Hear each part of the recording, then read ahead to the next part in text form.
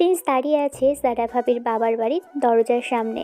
ওর ভাইয়ের বিয়ে 1.5 বছর পর প্রিন্স এসেছে ভাবির বাড়িতে। 1.5 বছরে প্রথমবার আসলো। এর আগে না আসার কারণ প্রিন্স অন্য সিটিতে জবের জন্য ব্যস্ত ছিল। বিয়ের সময়ে সেই যে দেখা হয়েছে ভাবির সাথে আর দেখা হয়নি। বিয়ের দিন ভাবির 2 কাজিন বোনকে দেখেছিল, তারাও প্রিন্সকে দেখেছিল। সেখান থেকে ওদের সাথে টুকটাক পরিচয়। আর আজ ভাবিকে না জানিয়ে সে এসেছে এখানে। পরনে তার লেটেস্ট ডিজাইনের দামি সাদা শার্ট, চোখে সানগ্লাস। 1.5 বছর পর এই শহরে পা রেখেছে সে। যারা ভাবির সাথে তার সম্পর্কটা বন্ধুর মতো, কিন্তু কাজের চাপে ভাইয়ের বিয়ের পর আর আসতে না পারায় মনে মনে একটা অপরাধবোধ কাজ করছে। কলিং বেলের সুইচে হাত দিতে যাবে, ঠিক তখনই উপর থেকে কিছু পড়ার শব্দ ভেসে আসে। প্রিন্স কিছু বোঝার আগেই একটা ময়লার ঝুড়ি ওর মাথার উপরে এসে পড়ে। মুহূর্তের মধ্যেই প্রিন্সের সাদা শার্ট, মাথা আর কাঁধ ময়লাতে একাকার। তরকারি কাটার খোসা, বাসি ডাল আর ময়লা জমা ঝুড়ি এসে মাথার উপরে পড়ে। তার সারা শরীরে লেপ্টে আছে ময়লা। প্রিন্স পাথরের মতো জমে যায় কয়েক সেকেন্ডের জন্য। তার দামি পারফিউমের ঘ্রাণ এখন পচা ডালের গন্ধে ঢাকা পড়ে গেছে। প্রিন্স চিৎকার করে বলে, ওরে বাবারে, এটা কি হলো? আমার 5,000 টাকা শার্ট, কার এত বড় সাহস? আমি কি ডাস্টবিন? ফাজিল কে রে? প্রিন্স রাগে ফুঁসতে ফুঁসতে ঘাড় উঁচিয়ে উপরের ছাদের দিকে তাকায়। একতলার ছাদের রেলিং ধরে ঝুঁকে আছে 2টা মেয়ে। একজন শাড়ি পরা, চোখে চশমা, বেশ মায়াবী চেহারা। অন্যজন সালোয়ার কামিজ পরা, মুখে তার রাজ্যের দুষ্টুমি। প্রিন্সকে এই অবস্থায় দেখে তারা একে অপরের দিকে তাকিয়ে মুখ চেপে হাসছে। ওহো মায়া আপু, দেখলে তো টার্গেট একদম মিস হয়নি, ঠিক মাথাতেই পড়েছে। আহা শান্তি। চুপ করবি। নিচে মনে হচ্ছে কোনো এক বিশাল সাহেব দাঁড়িয়ে আছেন। বেচারাকে তো চেনা যাচ্ছে না। ময়লাটা ফেলতে গিয়ে কার মাথায় যে পড়লো। ইসরে। সাহেব না, আমি প্রিন্স। আর তোরা কি অন্ধ? দেখছিস না নিচে মানুষ দাঁড়িয়ে আছে? তোদের কি কাণ্ডজ্ঞান বলতে কিছুই নেই? পিয়াতো ফাজিল মেয়ের দল। মেয়ে দুটো এবার আর হাসি চেপে রাখতে পারে না। খিলখিল করে হেসে ওঠে দুজনেই। প্রিন্সের রাগ দেখে তারা এক পলকে মাথা সরিয়ে নেয় সেখান থেকে। প্রিন্স নিচে দাঁড়িয়ে ছটফট করছে। তার মনে হচ্ছে এখনই গিয়ে ছাদ থেকে ওই দুজনকে নিচে ফেলে দিতে। ঠিক এই সময় দরজাটা খুলে দেয় যারা ভাবি। প্রথমে প্রিন্সকে দেখে সে অবাক, তার উপর এই অবস্থায় দেখে যারা চেঁচিয়ে বলে, ওরে আল্লাহ, প্রিন্স তুই কখন আসলি? আর তোর এই দশা কেন? তুই না বলে কখন আসলি? আর মাথায় এসব কি মেখেছিস? ছি, গা থেকে কি গন্ধ আসছে রে বাবা। ভাবির কথা শুনে প্রিন্সের রাগ আরও বেড়ে যায়। তবে চোখ দুটো করুণ করে নিয়ে বলে, ভাবি, তোমার বাড়িতে কি আকাশ থেকে ময়লা বৃষ্টি হয়? আমি এসেছি তোমাকে সারপ্রাইজ দিতে, আর তোমার এই বাড়ির পাখিরা আমাকে ময়লা দিয়ে বরণ করে নিল। ছি, এসব হয়েছে তোমার বোনদের জন্য। ওরে সর্বনাশ, এসব তাহলে মায়া আর মিমির কাজ? ওরা ছাদে বসে এসবের জন্য অপেক্ষা করছিল বোধহয়। কিন্তু ওটা তোর জন্য ছিল না, ছিল রাতুলের টিচারের জন্য।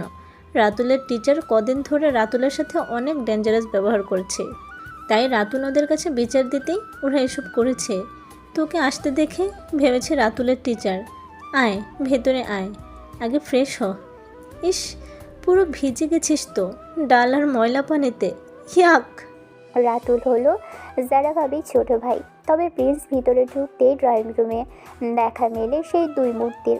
এখন মায়া সোফায় বসে একটা বই পড়ার ভান করছে, আর মিম ফোনে কিছু একটা দেখছে। যেন কিছুই জানে না ওরা, কিন্তু তাদের মুখ টিপে হাসি এখনও থামেনি। প্রিন্স তাদের সামনে গিয়ে দাঁড়ায়। আপনাদের কি কমন সেন্স বলতে কিছুই নেই? একজনের গায়ের উপর এভাবে ময়লা ফেলতে লজ্জা লাগে না? সরি মিস্টার প্রিন্স সাহেব, আমরা আসলে বুঝতে পারিনি নিচে আপনি এসেছেন। কিন্তু নিচে দাঁড়িয়ে ওভাবে কেউ চিৎকার করে? মিম তো লাফ দিয়ে উঠেছে, এখনো চিৎকার দিচ্ছে। আমার কানে না থালা লেগে যাচ্ছে। মানে কি অপরাধ করলেন আপনারা আর দোষ দিচ্ছেন আমার চিৎকারে? আপনার নাম মায়া না? মায়া নাম হলেও আপনার মধ্যে তো বিন্দু পরিমাণ মায়াদয়া নেই দেখছি। ওরে বাবা, আমাদের নামও জেনে ফেলেছেন। হাই প্রিন্স, আমি মিম, আর উনি আমার মায়া আপু। আসলে ময়লাটা তো ভুল করে পড়েছে। সরি বলার পরেও আপনি কি ইচ্ছা করে আমাদের বকা দিচ্ছেন? ইচ্ছা করে বকছি না, ইচ্ছা করে তোমাদের এই সুন্দর চেহারাগুলো একটু ভালো করে দেখছি। এত সুন্দর মুখে এত শয়তানের বুদ্ধি থাকে? এটা আমার জানা ছিল না। এই, একদম ঝগড়া করবি না কেউ। প্রিন্স, যা আগে গোসল করে আয়। মায়া, ওকে তোয়ালাটা দিয়ে দে তো, আমার রান্নাঘরে একটু কাজ আছে। মায়া বিরক্তি নিয়ে সোফা থেকে ওঠে। প্রিন্স ওয়াশরুমের দিকে পা বাড়াতেই মায়া ইচ্ছে করে পা একটু লম্বা করে, আর প্রিন্স একটু হোঁচট খায়। প্রিন্স টাল সামলে দাঁড়িয়ে তার দিকে তাকায়। মায়া মুচকি হেসে চলে যায়। আলমারি থেকে একটা তোয়ালে বের করে এনে প্রিন্সের দিকে ছুঁড়ে মারে।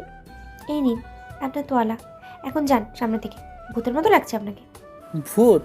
আপনি বোধহয় আয়নায় নিজেকে দেখেন না। ওই যে কপালে একটা বিরাট বড় ব্রণ হয়েছে আপনার। মায়া আটকে উঠে কপালে হাত দেয়। প্রিন্স হো হো করে হেসে ওঠে। মায়া বুঝতে পারে প্রিন্স তাকে বোকা বানিয়েছে। আপনি অনেক অসভ্য। জারাপু কেন যে আপনাকে আসতে বলেছে? প্রিন্স মুচকি হেসে মায়ের একদম কাছে গিয়ে ফিস ফিস করে বলে, অসভ্য ছেলেদেরই কিন্তু মেয়েরা বেশি পছন্দ করে মায়া আপু। আর তাই বিশেষ করে আপনার মতো রাগী মেয়েদের বশে আনতে আমার বেশি সময় লাগবে না। মায়া স্তব্ধ হয়ে দাঁড়িয়ে থাকে। প্রিন্সের গলার স্বর আর চোখে চাহনিতে এমন কিছু একটা ছিল যা তাকে এক মুহূর্তের জন্য ধমকে দেয়। প্রিন্স পাশ কাটিয়ে বাথরুমের দিকে চলে যায়। মিম দূর থেকে সব দেখছিল। সে কাছে এসে মায়ের হাত ধরে। কি হলো রে আপু? ছেলেটা তো বেশ চ্যাটাং চ্যাটাং কথা বলে, ফ্লার্ট করছিল নাকি তোর সাথে? দূর, আস্ত একটা ফালতু ছেলে, ওনার সাথে কথা বলাই লস। বেশি লাফালে না তুই দেখিস মিম, এই ছেলেটাকে আমি সোজা করবো। বিকেলে নাস্তার টেবিলে সবাই বসেছে। প্রিন্স এখন একটা নীল রঙের টি শার্ট পরেছে। তাকে বেশ হ্যান্ডসাম লাগছে। যারা ভাবি পিঠা আর চা সাজিয়ে দেয় ওদের সামনে। মায়া, মিম, তোদের একটা কথা বলে রাখি, প্রিন্স কিন্তু আমার খুব আদরের দেবর। ও এখানে 1 মাস থাকবে। তোরা ওকে যেন খুব বেশি জ্বালিয়ে না মারিস। ও কিন্তু অনেক ভালো ছেলে। ভাবি, জ্বালানোর ক্ষমতা ওদের নেই, বরং আমি ভাবছি ওদের একটু শাসন করা দরকার। সারাদিন শুধু ফোনে মুখ বুজে থাকলে তো চলবে না। আপনি আমাদের শাসন করবেন? আপনি কে শুনি?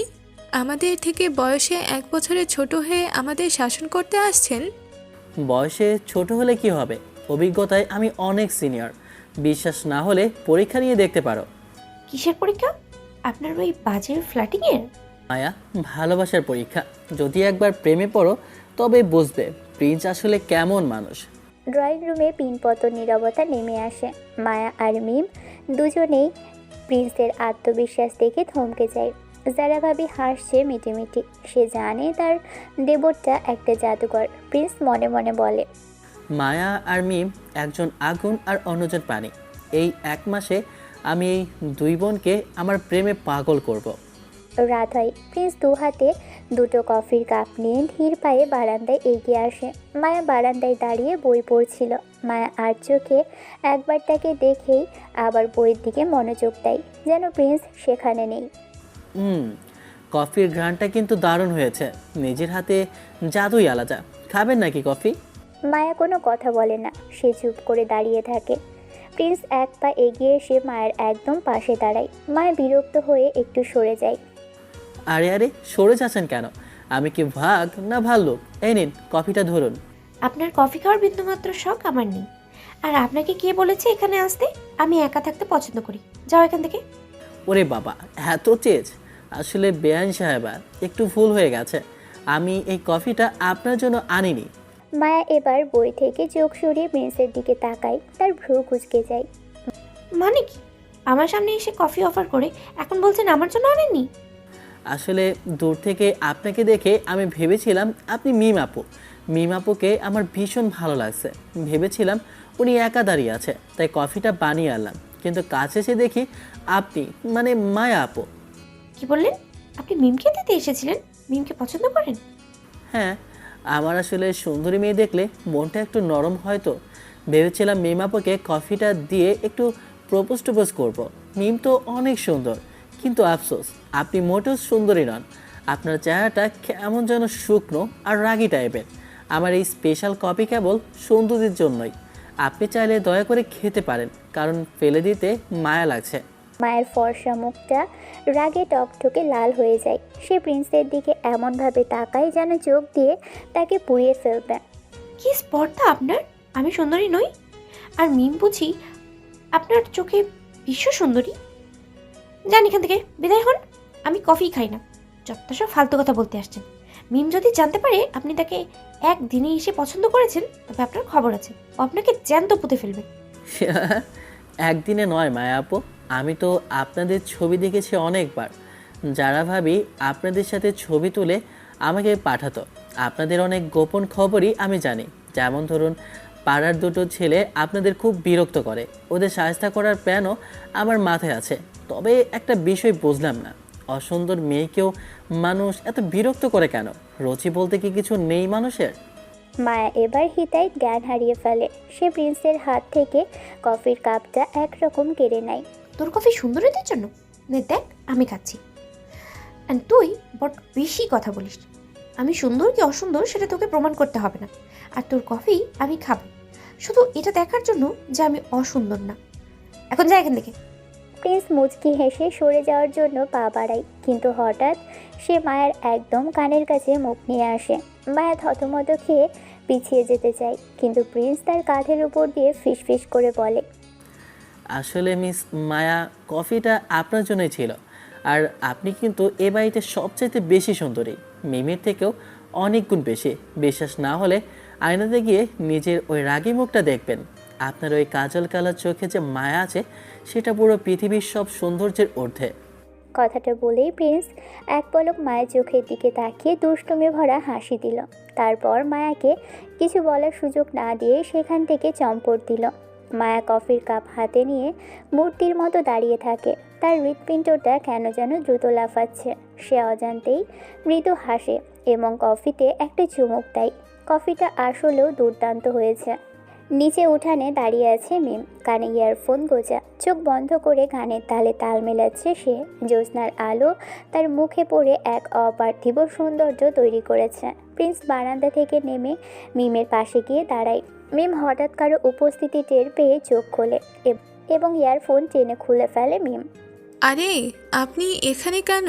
এখানেও কি ময়লা পড়ার অপেক্ষায় আছেন? না মিমাপু, আসলে আপনাকে গল্প শোনাতে আসলাম। একটা ছোট গল্প শুনবেন? আমি কিন্তু গানও গাইতে পারি। তাই নাকি? কিন্তু আপনার ওই হেরে গলায় গান শোনার কোনো ইচ্ছে আমার নেই। তবে গান বাদ দিন, গল্প বলুন। প্রিন্স একটা দীর্ঘশ্বাস ফেলে আকাশের দিকে তাকায়, তারপর মিমের দিকে তাকিয়ে বলে, জানেন মিমাপু, আমি না একজনকে খুব পছন্দ করতাম। মানে যাকে বলে পাগলের মতো ভালোবাসা। কিন্তু সে আমাকে সবসময় অবহেলা করত, সবার সামনে আমাকে নিয়ে ঠাট্টা করত, অপমান করত। সে আমাকে একদমই সহ্য করতে পারতো না। কিন্তু আমি কখনো তাকে বিরক্ত করিনি, দূর থেকে শুধু তাকে দেখতাম। মিমাপু, আপনিই বলুন, আমার কি কোনো দোষ ছিল? একতরফা ভালোবাসা কি খুব বড় অপরাধ? মিম কিছুটা থতমত খেয়ে যায়। প্রিন্সের গলায় করুণ সুর তাকে একটু নরম করে দেয়। আমি কি জানি, এইসব প্রেম ভালোবাসার ব্যাপারে আমার ভালো লাগে না। আর আপনি আমাকে এসব বলছেন কেন? জানি তো, এই জন্যই আপনাকে প্রপোজ করব না বলে ঠিক করেছি। আসলে আমি না মায়াপুর জন্য এখানে এসেছি। আমি যাকে পছন্দ করতাম সে আর কেউ না, আপনার বড় বোন মায়া। ওনার ছবি দেখে দেখেই আমি প্রেমে পড়েছি। যদিও ভাবি বলেছিল মায়ের থেকে মেমে একটু বেশি কিউট আর স্মার্ট, কিন্তু এখানে আসার পর তা মনেই হয়নি। আপনি তো আসলে একটা আস্ত কাঠঠোকরা মার্কা মেয়ে। দেখতেও কেমন শুকনো, আর মেজাজটা সবসময় সপ্তম আকাশে চড়ে থাকে। তাই ভাবছি মায়াপুকেই প্রপোজ করব। আমাকে একটু হেল্প করবেন তাকে পটাতে? মিম হাঁ করে প্রিন্সের দিকে তাকিয়ে থাকে। একটু আগেই যে মেয়েটা নরম হয়েছিল সে এখন রাগে ফেটে পড়ে। কি? আপনি আমাকে কাঠঠোকরা বললেন আর মায়া আপুকে প্রপোজ করবেন? আপনার সাহস তো কম না। মায়া আপু আপনার থেকে বয়সে বড়, সেটা জানেন। আর আমার মেজাজ খারাপ। আপনার মতো ফালতু ছেলেকে দেখলে কার মেজাজ ঠিক থাকে? এখনই এখান থেকে বিদায় হন, শুনুন বলছি। আরে শান্ত হন, বয়সে বড় হওয়াটা কোনো বিষয় না।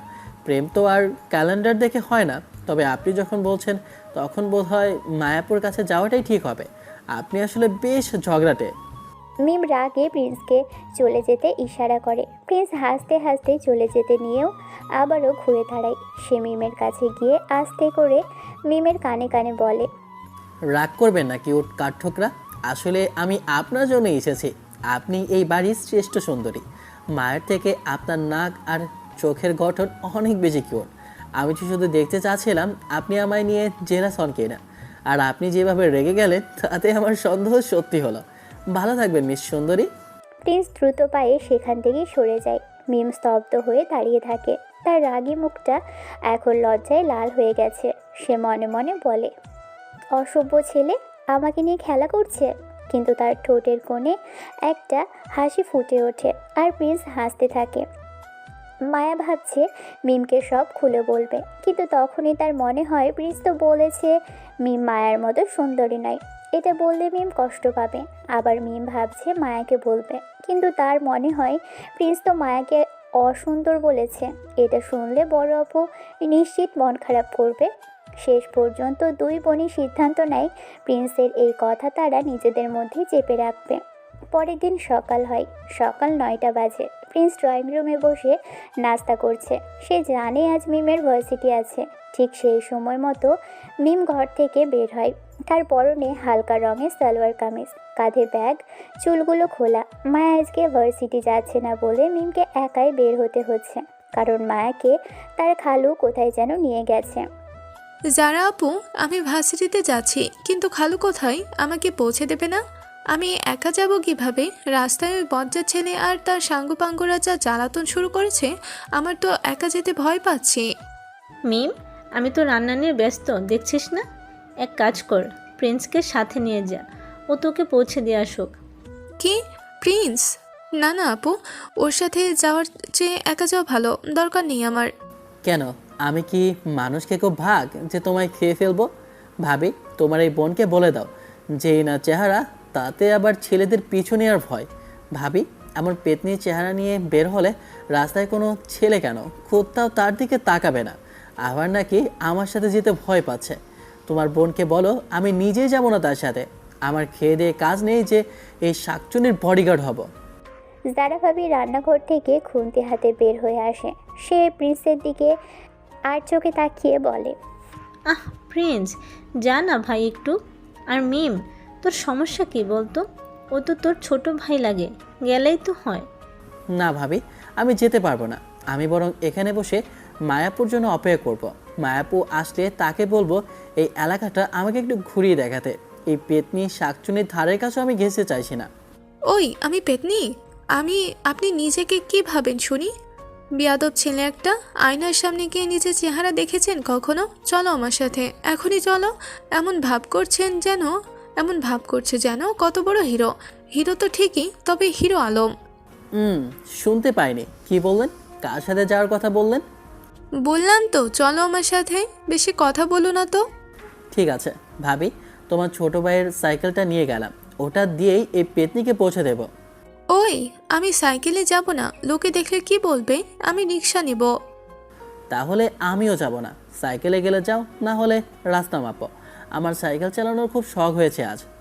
মিম নিরুপায় হয়ে রাজি হয়। প্রিন্স সাইকেল বের করে বসলো আর মিমকে বলে সামনে ওই রডের উপরে বসতে। মিম পিছনে বসতে চেয়েছিল, কিন্তু প্রিন্স জোর করে মিমকে বসায় সামনে। সাইকেল চলতে শুরু করে। মিমের খোলা চুল বাতাসে ঝাপটায় বারবার প্রিন্সের মুখের উপর এসে পড়ছে। প্রিন্স ইচ্ছে করেই জোরে জোরে নিঃশ্বাস নিচ্ছে যাতে মিমের চুলের ঘ্রাণ পায়। এই, আপনি এভাবে ঘোড়ার মতো শ্বাস নিচ্ছেন কেন? চুলগুলো কি আপনার নাকে ঢুকেছে? একটু মাথা সরিয়ে চালান না। কি করব মিমাপু, আপনার চুলের ঘ্রাণ তো একদম কোনো দামি ফুলের মতো। এমন ঘ্রাণ পেলে যে কোনো ছেলেই তো পাগল হয়ে যাবে। আমি শুধু শুধু আপনাকে পেতনি বলি, আসলে আপনার চুলগুলোই তো অর্ধেক মানুষকে প্রেমে ফেলে দেবে। ফালতু কথা বন্ধ করুন, প্যাডেল মারুন জোরে। ধুর, আমার দেরি হয়ে যাচ্ছে। অটো বা রিক্সা নিলে কি হতো? রিক্সা নিলে কি আর আপনার এত কাছে থাকতে পারতাম? তুমি একটা মহা বজ্জার ছেলে। দুজনে এমন গল্প করে। কিছু দূর যেতেই মোড়ের মাথায় দাঁড়িয়ে থাকতে দেখা যায় আফান ও তার দুই বন্ধুকে। আফান এই এলাকার বখাটে ছেলে। অনেকদিন ধরেই মিমকে বিরক্ত করছে।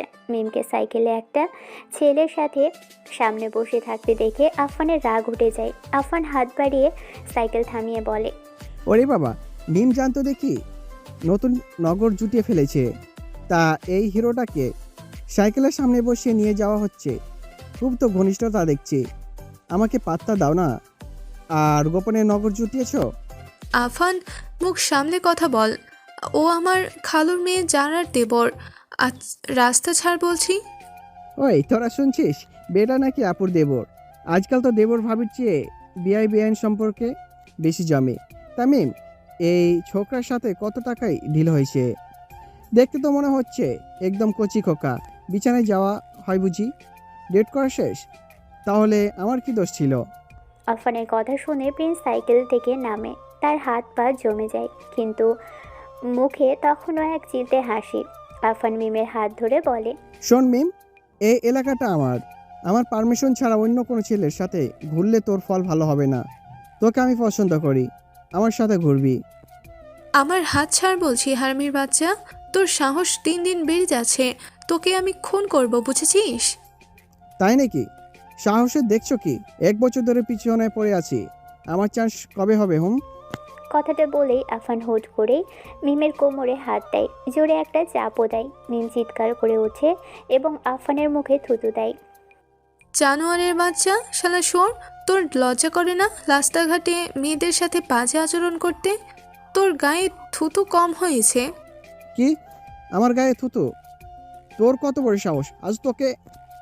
আফান মিমকে চড় মারতে হাত তুলতেই পিছন থেকে একটা ঘুষি এসে পড়ে আফানের নাক বরাবর। ঘুষিটা মেরেছে প্রিন্স কোনো কথা না বলেই আফানকে আরও একটা ঘুষি মারে। 2 ঘুষিতেই আফান ছিটকে গিয়ে রাস্তার উপর পড়ে যায়। বাকি 2 বন্ধু মার বলে এগিয়ে আসতে প্রিন্স একজনকে কলার ধরে গাছের সাথে চেপে ধরে এবং অন্যজনকে লাথি মেরে মাটিতে ফেলে দেয়। প্রিন্সের এই মারামারি দেখে বখাটেরা বুঝতে পারে তারা ভুল মানুষের সাথে পাঙ্গা নিয়েছে। কিরে, পড়ে যাচ্ছিস কেন? আয় দেখি কে কার এলাকার রাজা হয়। হরামির বাচ্চারা, মেয়ে মানুষ পেয়ে যা ইচ্ছা তাই বলবি। আর যদি তোদের জান নিয়ে না টানি তবে আমার নামও প্রিন্স না। মেমের গায়ে হাত দেওয়ার সাহস কোত্থেকে পাস তোরা? যা পালা এখান থেকে, না হলে থানায় গিয়ে তোদের হড্ডি গুঁড়ো করবো। আফান আর তার দলবল সেখান থেকে দৌড়ে পালায়। মিম তখনও ভয় কাঁপছে, তার চোখ দিয়ে পানি গড়িয়ে পড়ছে। প্রিন্স মিমের সামনে এসে দাঁড়ালো। সে নিজের পকেট থেকে একটা রুমাল বের করে বলে, আরে পাগলি মেয়ে, কাছেন কেন? এই দেখুন, হিরো আলম তো এখনো বেঁচে আছে, আপনার কিচ্ছু হয়নি। প্রিন্স রুমাল দিয়ে মিমের চোখের পানি মুছিয়ে দেয়। তার স্পর্শে একটা অদ্ভুত মায়া ছিল। মিম অবাক হয়ে প্রিন্সের দিকে তাকিয়ে থাকে। একটু আগেই যে ছেলেটা তাকে পেতনি বলে খেপাচ্ছিল, সেই ছেলেটাই এখন তার জন্য জান লড়িয়ে দিয়েছে। প্রিন্স মিমের মাথায় হাত বোলাতে বোলাতে বলে, ভয় নেই মিমডিম আপু, আমি যতক্ষণ আছি কেউ আপনার দিকে বাজে চোখে তাকাতে পারবে না। আমি হয়তো আপনার ছোট, কিন্তু আপনাকে প্রোটেক্ট করার ক্ষমতা আমার আছে। যান এবার ভার্সিটিতে যান। ছুটির সময় আমি ঠিক আপনার ভার্সিটির সামনেই দাঁড়িয়ে থাকবো। এত মায়াবী সুন্দর যার চোখ, সে চোখে কান্না নয়, নেশা থাকতে হবে। যে নেশায় পড়ে আমি পাগল হয়ে যাব। ফাজিল ছেলে। হাসুন তো এবার। মিম হেসে দেয়, তবে সে আর কোনো কথা বলতে পারে না। সে শুধু এক পলক প্রিন্সের মুখের দিকে তাকায় এবং ভার্সিটির গেটের দিকে হাঁটতে থাকে। তার মনে হচ্ছে এই ছেলেটা শুধু হার্ট থিফ নয়, সে আসলেও তার হিরো। প্রিন্স পিছনে তাকিয়ে মুচকি হাসে। সে জানে মিমের মনে দরজায় সে পৌঁছানো শুরু করে ফেলেছে। মিমের ভার্সিটির গেটের সামনে এখন বেশ ভিড়। অনেকে বের হচ্ছে। ক্লাস শেষ হয়েছে, প্রায় দুপুর হতে চলেছে। মিম মাঠ দিয়ে হাঁটছে, প্রিন্সের কথা ভাবছে সে। সকালে যে ছেলেটা মিমের জীবনে বাজি রেখে বখাটেদের হাত থেকে তাকে বাঁচালো, সেই প্রিন্স কি থাকবে? সে তো বলেছিল ছুটির সময় গেটের সামনে দাঁড়িয়ে থাকবে। মিম মনে মনে একটু অস্থির হয়ে ওঠে। তার ভয় হচ্ছে যদি আফান আবার দলবল নিয়ে পথ আটকায়। প্রিন্স অবশ্য মিমের মতো অত অস্থির নয়। সে গেটের ঠিক পাশেই একটা ফুচকার দোকানের বেঞ্চে বসে আছে। ঠিক সেই সময় একটা সুন্দরী মেয়ে ফুচকা খেয়ে বিল দিতে গিয়ে নিজের পার্সটা হাত থেকে ফেলে দেয়। সেটা না নিয়ে মেয়েটা চলে যায়। প্রিন্স চট করে পার্সটা তুলে মেয়েটির দিকে বাড়িয়ে দিয়ে বলে, এক্সকিউজ মি, এই নিন আপনার পার্স। আপনার মতো রূপমবতী মেয়ের হাত থেকে পার্স পরা মানে তো হৃৎপিণ্ড পড়ে যাওয়া। সাবধানে রাখবেন এসব। ওহ, থ্যাংক ইউ সো মাচ, আপনি খুব হেল্পফুল। শুধু হেল্পফুল না, আমি একটু বেশিই কেয়ারিং। বিশেষ করে আপনার মতো মায়াবী চেহারার মানুষদের জন্য আমার সময় সবসময় বরাদ্দ থাকে। মেয়েটি প্রিন্সের ফ্ল্যাট শুনে হেসে ওঠে। ঠিক সেই দৃশ্যটি দূর থেকে দেখে ফেলে মিম। মিমের বুকের ভিতরটা হুট করে জ্বলে ওঠে। সে এখানে ভয়ে সারা, আর ওদিকে প্রিন্স সাহেব নতুন মেয়ে পটাতে ব্যস্ত। মিম প্রায় দৌড়ে রাস্তার ওপাশে ফুচকার দোকানের সামনে চলে আসে। পিছনে থেকে এসে প্রিন্সের কানের লতি শক্ত করে চেপে ধরে বলে, ওই ছেলে, এখানে বসে কি করছো শুনি? আমি থাকতে অন্য মেয়ের সাথে দাঁত কেলিয়ে কথা বলা হচ্ছে, তোমার সাহস তো কম না? হ্যাঁ হ্যাঁ আপু, কান ছাড়ো আগে, মানুষ দেখছে তো। এসব কি শুরু করলে? ও, এখন আমি আপু হয়ে গেলাম? বান্দর ছেলে একটা। বাসায় সারাদিন পটানোর কথা বলো, আমার প্রশংসা করো, আর এখন বাইরে এসে অন্য মেয়ের সাথে লাইন মারছো? আমি বুঝলাম না কেন তুমি আমাকে ভার্সিটিতে পৌঁছে দিতে আসলে। আসলে মতলব ছিল ভার্সিটির মেয়েদের দেখবা আর কথা বলবা, তাই না? আরে না, আপনি তো ভার্সিটি থেকে বের হতে দেরি করছিলেন, তাই ভাবলাম সময়টা একটু কাজে লাগাই। তাছাড়া সুন্দর মেয়েদের সাথে কথা বললে মন ভালো থাকে। কেন, তোমার কি হিংসা হচ্ছে নাকি? আমার আমার কেন হিংসা হবে? ফালতু কথা বলবে না একদম। হিংসে না হলে কান টানলে কেন? আপু বললাম, রেখে গেলা? তা আপু না হয়ে তো কি আমার বউ হওয়ার ইচ্ছা আছে নাকি ভবিষ্যতে? ওই চুপ করো একদম। তোমার বউ হতে বয়ে গেছে আমার। বাসায় চলো এখনই। তোমার ভাবি তোমার জন্য লাঠি নিয়ে অপেক্ষা করছে। আরে দাঁড়াও তো, তোমার জন্য স্পেশাল করে 1 প্লেট ফুচকা অর্ডার দিয়েছি। এই ফুচকার দোকানে তোমার জন্য অপেক্ষা করতে গিয়ে আমার দেরি হয়েছে। আগে ফুচকাটা তো খেয়ে নাও। আমি খাবো না, তোমার কোনো কিছু আমি ছোবো না। প্রিন্স জোর করে মিমের মুখে একটা ফুচকা গুজে দিয়ে বলে, আহা মিম আপু, সুন্দরী মেয়েদের ঝাল না খেলে মাথা ঠান্ডা হয় না। খাও তো এটা। ঝালটা একদম তোমার মেজাজের মতো করা হয়েছে। মিম প্রথমে বাধা দিলেও ফুচকা মুখে পড়ার পর তার রাগ একটু কমে আসে। সে বেশ আয়েশ করে ফুচকাটা শেষ করে। প্রিন্স এরপর একটা আইসক্রিম কিনে আনে। মিম হাত বাড়িয়ে নিতে চাইলে প্রিন্স সেটা সরিয়ে বলে, আরে এটা তোমার জন্য না তো, এটা হলো মায়া আপুর জন্য। তার জন্য স্পেশাল ফেভার নিয়েছি। দাও বলছি আইসক্রিমটা। মায়াপুরটা পরে কেনা যাবে, আমি এখন খাবো। মিম দ্রুত প্রিন্সের হাত থেকে আইসক্রিমটা কেড়ে নেয়। প্রিন্স মনে মনে হাসে। সে জানে মিমকে কিভাবে নিজের কন্ট্রোলে আনতে হয়। দুজনে গল্প আর ফুচকা হালকা ঝগড়া করতে করতে দুপুর নাগাদ বাড়িতে এসে পৌঁছয়। যারা ভাবি আর মায়া বারান্দায় দাঁড়িয়েছিল। ভিতরে আসতেই ওরাও সামনে এসে বলে, কে রে তোরা? তোদের কোনো পাত্তা নেই কেন? মিম, তোর ক্লাস তো সেই কখন শেষ হয়েছে? আর প্রিন্স, তুই সারাটা সময় কোথায় ছিলি? ও, আসলে ক্লাসে একটু কাজ ছিল তো, তাই দেরি হয়ে গেল। ভাবি, তোমার বোনকে পৌঁছে দেওয়ার পর আমি ভাবলাম এলাকাটা একটু ঘুরে দেখি। আসলে সকালবেলা ওই আফান ছেলেটা রাস্তায় মিমকে ডিস্টার্ব করছিল। ওর সাথে একটু ঝামেলা হয়েছিল তো, তাই টেনশনে আমি আর বাসায় ফিরে আসিনি। ভাবলাম যদি ছুটির সময় আবার আপদগুলো আসে, তাই ভার্সিটির সামনেই দাঁড়িয়েছিলাম ওর জন্য। আফান আবার ঝামেলা করেছে? কি রে মিম, কিছু বললি না কেন? আরে আমি থাকতে আবার বলবে কি? দিয়েছি 2টা কানের নিচে লাগিয়ে ওদের। আফান আর আসবে না। ওর সাহস থেকে তো আমি অবাক। মিমের মতো কিউট মেয়ের গায়ে হাত দেওয়ার চেষ্টা করে। যারা ভাবি প্রিন্সের কথা শুনে বেশ খুশি হয়, কিন্তু মিমের মনের ভিতর তখন অন্য এক তোলপাড় চলছে। সে ভাবছে একটা ছেলে রোদে পুড়ে খাওয়া দাওয়া ভুলে শুধু তার নিরাপত্তার জন্য 3 ঘন্টা ভার্সিটির সামনে অপেক্ষা করলো। এমন ছেলে হয় নাকি? মায়ের লক্ষ্য করে মিম কেন যেন একটু বেশি শান্ত হয়ে গেছে। মিমের চোখের কোণে প্রিন্সের জন্য এক অদ্ভুত মায়া ফুটে উঠেছে। প্রিন্স সবার অগোচরে মিমকে একটা চোখ মারল, যার অর্থ ছিল, দেখলে তো তোমার জন্য আমি কি কি করতে পারি। মিম নিজের ঘরে চলে যায়। তার হৃদস্পন্দন একটু বেড়ে গেছে। প্রিন্স ছেলেটা যেমন অসভ্য তেমনই কেয়ারিং।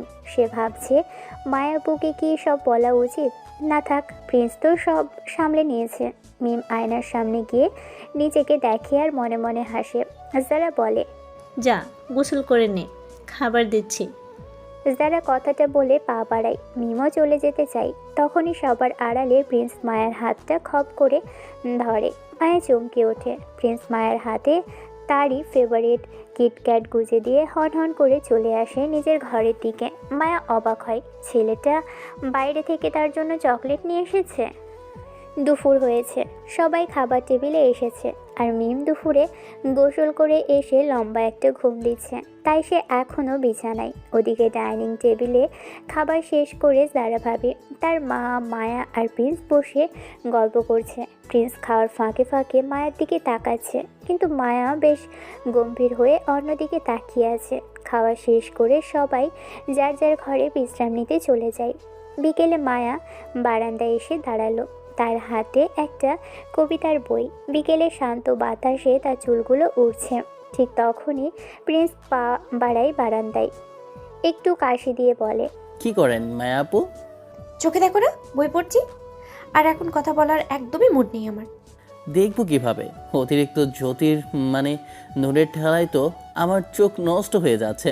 চোখে এখন কেবল সেই নুরানি উজ্জ্বলতাটাই আসে, তাই চারপাশ কেমন ঝাপসা ঝাপসা মনে হচ্ছে আমি অন্ধ হয়ে যাব। বেশ হয়েছে। তা কোন আলো দেখে এমন হলো শুনি? কার রূপ দেখে চোখ ঝলসে গেছে তোমার? আপনার চেহারার সৌন্দর্য দেখে। আপনার চেহারায় এত নূর, এত গ্ল্যামার যে আপনাকে দেখলেই আমার চোখ যেন জ্বলসে যাচ্ছে। বিশ্বাস করেন মায়া আপু, এতটা উজ্জ্বল সুন্দর না হলেও পারতেন আপনি। আমি ভাবছি আপনার নামে আজই থানায় একটা কেস করে দেব। হ্যাঁ, কি বলছো এসব? পাগল হয়ে গেছো নাকি? মাথা ঠিক আছে তো তোমার? আমাদেরকে তাকাতে কে বলেছে শুনি? আর কেসই বা কেন করবে? আমার অপরাধটা কি? আপনার অপরাধ মারাত্মক। আপনার এই নোরের জন্য আমি যদি অন্ধ হয়ে যাই, তখন আমাকে কে বিয়ে করবে শুনি? এই প্রতিবন্ধী ছেলেটাকে কে পছন্দ করবে? তাই শেষমেশ দায়ভার তো আপনাকেই নিতে হবে। আপনাকেই তো বিয়ে করতে হবে আমাকে। সেটার জন্য আমি অগ্রিম থানায় একটা চিঠি করে রাখবো, যাতে পরে আপনি অস্বীকার করতে না পারেন। হুস, পাগল হয়ে গেছো পুরোপুরি। আবল তাবল কথা বলে মানুষকে হাসাতে বেশি ভালোই পারো তুমি। যাও তো এখন এখান থেকে, আমাকে পড়তে দাও। অনেক তো বলেন, চলেন না মায়াপু, একটু এলাকাটা ঘুরিয়ে আনবেন। আমি এই শহরে নতুন, রাস্তাঘাট চিনি না। কথা দিচ্ছি একদম কোনো বাদরামো করব না, একদম চুপচাপ আপনার পাশে বসে থাকবো। প্লিজ চলেন না। সত্যি তো? কোনো অসভ্যতামো করবে না? আচ্ছা ঠিক আছে, মিম উঠুক, তারপরে সবাই মিলে বের হই। না, মিমের সাথে যাওয়া যাবে না। ওনাকে দেখলে আমার ভয় লাগে। অসম্ভব বদমেজাজি একটা মেয়ে, কথায় কথায় আগুন হয়ে যায়। তার থেকে আপনি অনেক ভালো, অনেক শান্ত আর মিষ্টি। আপনার সাথে হাঁটলে মনে হবে কোনো অপসরীর সাথে হাঁটছে। আমার বোনের নামে একদম বাজে কথা বলবে না, বাজে ছেলে। ও একটু চঞ্চল ঠিকই, কিন্তু ও অনেক ভালো। আচ্ছা চলো বের হই, মিম ঘুমাচ্ছে, ঘুমাতে দাও। দুজনেই বাড়ি থেকে বের হয়ে যায়। বিকেলের নরম আলোয় মায়াকে আসলেও খুব সুন্দর লাগছে। তারা হাঁটতে হাঁটতে বাজারের দিকে একটা টং দোকানের সামনে দিকেই যাচ্ছিল। মায়াপু, আপনি একটু এগিয়ে যান, আমি ওই দোকান থেকে কয়েকটা চুইংগাম কিনে আছি। 1 মিনিট লাগবে শুধু। মায়া মাথা নেড়ে সামনে এগিয়ে যেতে থাকে। ঠিক তখনই একটা গলির মোড় থেকে রেহান আর তার এক বন্ধু বের হয়ে মায়ের পথ আটকায়। রেহান এই এলাকার বাজে ছেলে। সে মায়াকে গত 2 বছর ধরে বিরক্ত করছে। নেশা করে পুলিশের হাতে ধরা খাওয়া তার নিত্যদিনের কাজ। মায়া ভয় পায় তাকে দেখে। মায়া রেহানের জন্যই ঠিকমতো বের হতে পারে না। রেহান একটা হাসি দিয়ে মায়াকে বলে, আরে আমার জান, তুমি একা একা এই পথে, কি ব্যাপার শোনা? আমাকে খুব মিস করছিলে বুঝি, তাই কি আমার জন্য মানে আমাকে দেখতে একা একা ঘুরছো? রিহান, তুমি এখানে কেন? সরো সামনে থেকে, আমাকে যেতে দাও। কেন কেন সরবো কেন? তোমার যেন পাগলের মতো দিনরাত ঘুরে, একটু বার্তা দাও না। আজ তো তোমাকে যেতে দিচ্ছে না শোনা। শেষ দিন কি বলেছিলাম মনে আছে? একটা চোর দিয়েছিলে আমাকে, সেই দিন বলেছিলাম যে এখানেই তোকে পাবো, তুলে নিয়ে যাব আর তোর পেটে আমার বাচ্চা দিয়ে দিব। আজ সেই সুযোগ হয়েছে, আজকে তোমাকে কেউ বাঁচাতে পারবে না, চলো আমার সাথে। রেহান মায়ের হাত শক্ত করে চেপে ধরে টানতে শুরু করে। মায়া ভয়ে কেঁদে চিৎকার করতে থাকে। ছাড়ো আমার হাত। রিহান, তুমি বড্ড বেশি খারাপ। লজ্জা করে না একটা মেয়ের সাথে এভাবে কথা বলতে? ছাড়ো বলছি। লজ্জা? রেহানের ডিকশনারিতে ওসব শব্দ নেই, আজ রাতেই বোঝাবো লজ্জা কাকে বলে। ঠিক তখনই তীরের মতো ছুটে আসে প্রিন্স। সে এসে উড়ন্ত এক লাথি চালায় রেহানের বুকের উপর। লাথি চোটে রেহান ছিটকে গিয়ে দূরে ধপাস করে পড়ে। রেহানের সাথে থাকা অন্য ছেলেটি প্রিন্সকে মারতে এগোলে প্রিন্স তার কনুই দিয়ে ছেলেটার গলায় একটা ঘুষি বসিয়ে দেয়। ছেলেটা যন্ত্রণায় মাটির উপর গড়াগড়ি খেতে থাকে। প্রিন্স এবার রেহানের বুকের উপর এসে বসলো। সে এক হাতে রেহানের মাথার চুল শক্ত করে ধরে অন্য হাতে তার মুখে ঘুষি মারতে থাকে আর বলে, হরমের বাচ্চা, মেয়েদের নিয়ে রাস্তাঘাটে টানাটানি করিস? চিনিস আমাকে? আমি র্যাবের অফিসার, সিভিল পোশাকে এলাকায় এসেছি তোদের মতো বেয়াদবকে সফ করতে। তোকে তো আগে পুলিশে ধরেছে, এবার তোর 14 গোষ্ঠী সহ তোকে তুলে নিয়ে এমন জায়গায় গুম করে দেব যে কোনোদিন সূর্যের আলো দেখতেও পাবি না। মশার কামড়েই তুই মরে যাবি। চল আমার সাথে এখন। রেহান প্রিন্সের মার আর র্যাবের নাম শুনে ভয়ে প্রস্রাব করে দেওয়ার অবস্থা হয়। সে হাত জোর করে কাঁদতে শুরু করে। স্যার আমার ভুল হয়ে গেছে স্যার, আমাকে মাফ করে দিন। আমি জানতাম না আপনি এখানে আছেন, আর কোনোদিন মায়ের সামনে আসবো না স্যার। দোহাই আপনার, আমাকে ছেড়ে দেন। মাফ? মাপ কি এতই সস্তা? আচ্ছা, মাপ দিতে পারি একটা শর্তে। আগে মেয়ের পা ধরে বল যে সে তোর নিজের বোনের মতো। বল যে কোনোদিন আর তার ছায়াও মারাবি না। যদি সে মাপ করে তবেই তুই বাঁচবি, না হলে অস্তর শেষ দিন। আমি এখনই ফোর্সকে ফোন করছি। রেহান গড়গড় করে হামাগুড়ি দিয়ে মায়ের পায়ের কাছে গিয়ে পড়ে। সে মায়ের পা ধরে হাউমাউ করে কাঁদতে থাকে আর বলে, মায়া আপা, আমি আপনার ছোটো ভাইয়ের মতো, আমাকে মাফ করে দিন। আমি আর কোনোদিন আপনার সামনে আসবো না। আমি শপথ করছি আর কখনো নেশা করবো না, আপনার সামনেও আসবো না, আপনাকে বিরক্তও করবো না। মায়া তখনও ভয়ে কাঁদছিল। প্রিন্স মায়ের কাছে গিয়ে তার কাঁধে হাত রাখে। মায়া, ভয় পাবেন না। আমি থাকতে এই কুকুরগুলো আপনার কোনো ক্ষতি করতে পারবেন না। আপনি বললে এখনই এদের থানায় পাঠিয়ে দিচ্ছি। থাক প্রিন্স, ওকে যেতে দাও, ও বুঝতে পেরেছে। প্রিন্স রেহানকে একটা লাথি মেরে সরিয়ে দেয়। রেহান আর তার বন্ধু সেখান থেকে এক দৌড়ে পালালো। মায়া এবার প্রিন্সের দিকে তাকায়। তার চোখে কৃতজ্ঞতা আর এক অদ্ভুত মুগ্ধতা। সে ভাবতেই পারেনি এই চ্যাটাং চ্যাটাং কথা বলা ছেলেটা আসলে এত সাহসী আর দায়িত্বশীল। প্রিন্স মায়ের চোখের পানি মুছে দিতে দিতে বলে, বললাম না কাঁদবেন না তো।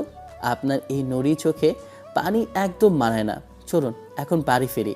আজকের মতো আমার ঘোরাঘুরি শেষ। আপনার কোনো ভয় নেই, আমি আছি না। এভাবে ভয় পাচ্ছেন কেন? যা হয়ে যাক, আমাকে পাশে পাবেন, বুঝলেন? এবার চলুন বাড়ি ফিরি। প্রিন্স মায়ের হাতটা খুব আলতো করে ধরল। প্রিন্স মায়ের হাত ধরে হাঁটতে থাকে। মায়া আগে কখনো কোনো ছেলের সাথে এভাবে হাত ধরে হাঁটেনি। তার বুকটা দুরু দুরু করে কাঁপছে। কিছুক্ষণ আগে ঘটে যাওয়া সে ভয়াবহ ঘটনার রেশ এখনও তার মনে টাটকা। মায়া আর মিমের মা বাবা মারা গেছে। ওরা দুজন 1 বছরের ছোট বড়। মায়া আর মিমে যখন 5 আর 4 বছর বয়স, তখন ওদের বাবা মা মারা যায়। সংসারে ঝামেলা নিয়ে একসাথে দুজন সুইসাইড করে। ওরা তখনও বোঝেনি আসলে মা বাবা না থাকলে কি হয়। তবে ওদেরকে যারার মা মানে মায়েদের খালা আর খালু তাদের বাড়িতে নিয়ে আসে। যারার সাথে ওরাও দুজন বড় হয়। নিজেদের মেয়ের মতোই ভালোবাসে ওদেরকে। খালু ছাড়া ওরা 3 বোন কখনো বাহিরে বের হয়নি। যারার হুট করে বিয়ে হয় প্রিন্সের ভাইয়ের সাথে, কারণ যারার বাবা মিস্টার জামশেদ আর প্রিন্সের বাবা আতিক খান বন্ধু। তাই দু পরিবারের মাঝে বিয়ের বিষয়টা খুবই সহজেই হয়েছিল। মায়া আর মিমে এ বাড়িতেই মানুষ। মিম আর মায়া কোনো পুরুষের এই প্রথম এতটা কাছে এসেছে। মায়ের সারা শরীর কাঁপছে। সে একবার প্রিন্সের মুখের দিকে তাকায়, আবার নিচের দিকে তাকালো। মায়া হঠাৎ বলে, আচ্ছা প্রিন্স, একটা কথা বলবে? তুমি কি সত্যি র্যাবের অফিসার? আগে তো বলনি। এর জন্য কি তুমি অনেক বিজি থাকো? আরে ধুর মায়া আপু, ওটা তো এমনি ভয় দেখানোর জন্য বলেছি। ওই নেশাখোর শালাটাকে সাহায্য করতে একটু বড়সড় পরিচয় না দিলে কি ও ভয় পেত? যাতে ও সারা জীবন মনে রাখে আর কোনো দিন আপনার ধারের কাছে না ঘরে। তাই ওই র্যাবের নাটকটা করেছি। আমি কোনো অফিসার টফিসার না। তুমি তো বেশ চালাক ছেলে। এত অল্প বয়সে এত বুদ্ধি কোথায় রাখো? আমি তো সত্যিই বিশ্বাস করে ফেলেছিলাম। আর তুমিও তো খুব কনফিডেন্সের সাথে বললাম। একটু চালাক না হলে কি এই যুগে টেকা যায় বলেন? পৃথিবীটা বড্ড কঠিন মায়া আপু।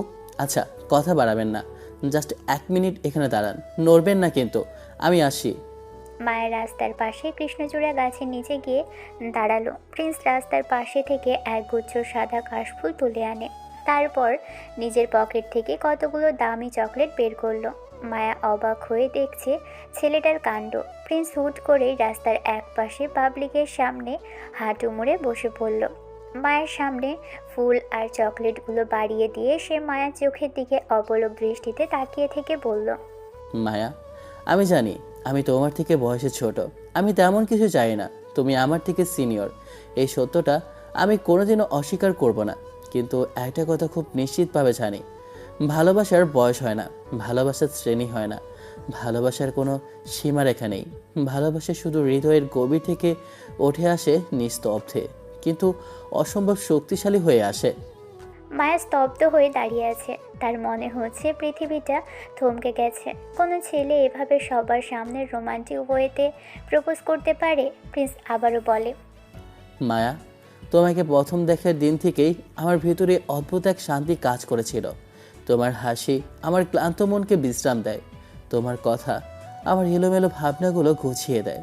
অনেক সময় নিজেকে প্রশ্ন করি, কেন তোমার জন্য এত ভাবি, কেন তোমার ভালো থাকা আমার নিজের ভালো থাকার চেয়েও বেশি জরুরি হয়ে ওঠে।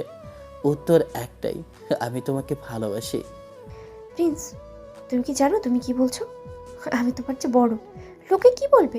আর তাছাড়া এসব কিভাবে? আমি তোমাকে স্বপ্ন দেখাতে চাই না, বড় বড় প্রতিশ্রুতিও দিতে চাই না।